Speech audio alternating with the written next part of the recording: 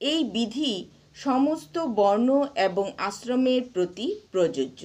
বর্ণ 4টি, যথা ব্রাহ্মণ, ক্ষত্রিয়, বৈশ্য এবং শূদ্র। আশ্রমও 4টি, যথা ব্রহ্মচর্য, গার্হস্থ্য, বানপ্রস্থ এবং সন্ন্যাস। বিধিগুলি কেবল ব্রহ্মচারীদের পালনীয় নয়, সেগুলি সকলেরই আচরণীয়। কেউ ব্রহ্মচারী হোক বা সন্ন্যাসী হোক, কনিষ্ঠ সাধক হোক বা উত্তম সাধক হোক, তাতে কিছু আসে যায় না। পরমেশ্বর ভগবানকে নিরন্তর স্মরণ এবং ক্ষণিকের জন্যও তাকে ভুলে না যাওয়া, এই নির্দেশ অনুসরণ করা সকলেরই অবশ্য কর্তব্য। যদি এই বিধিটি পালন করা হয়, তাহলে অন্য সমস্ত বিধিনিষেধগুলিকে এই মুখ্য সিদ্ধান্তের সহকারী বা সেবক বলে বিবেচনা করা উচিত। বিধিনিষেধ এবং তাদের ফলসমূহ শ্রীমদ্ ভাগবতের 11 স্কন্ধে বর্ণিত হয়েছে।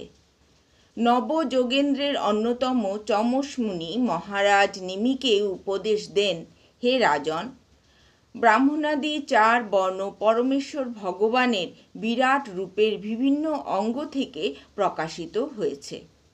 তার মস্তক থেকে ব্রাহ্মণ, বাহু থেকে ক্ষত্রিয়, উদর থেকে বৈশ্য এবং চরণ থেকে শূদ্র উৎপন্ন হয়েছে। ব্রহ্মচর্য, গার্হস্থ্য, বানপ্রস্থ এবং সন্ন্যাস, এই আশ্রম 4টিও তাদের সঙ্গেই উদ্ভূত হয়েছে।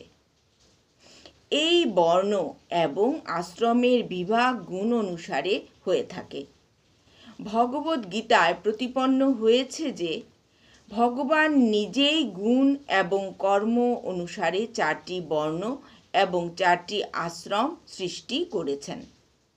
শরীরের বিভিন্ন অঙ্গ যেমন ভিন্ন ভিন্ন কার্য করে, তেমনি গুণ এবং কর্ম অনুসারে বিভিন্ন বর্ণ এবং আশ্রমেরও ভিন্ন ভিন্ন কার্যকলাপ রয়েছে।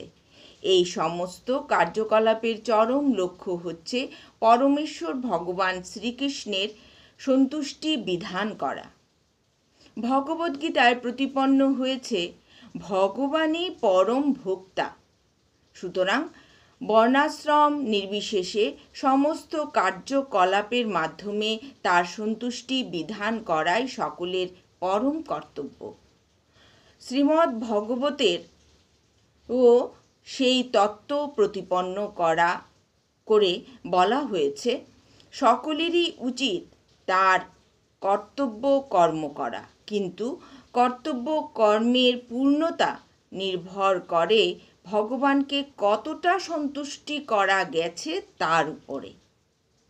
এখানে নির্দেশ দেওয়া হয়েছে যে স্বীয় বর্ণ এবং আশ্রম অনুসারে কর্ম করে পরমেশ্বর ভগবানের সন্তুষ্টি বিধান করা উচিত, তা না হলে নিম্নতর পশুজনিতে অধঃপতিত হতে হবে।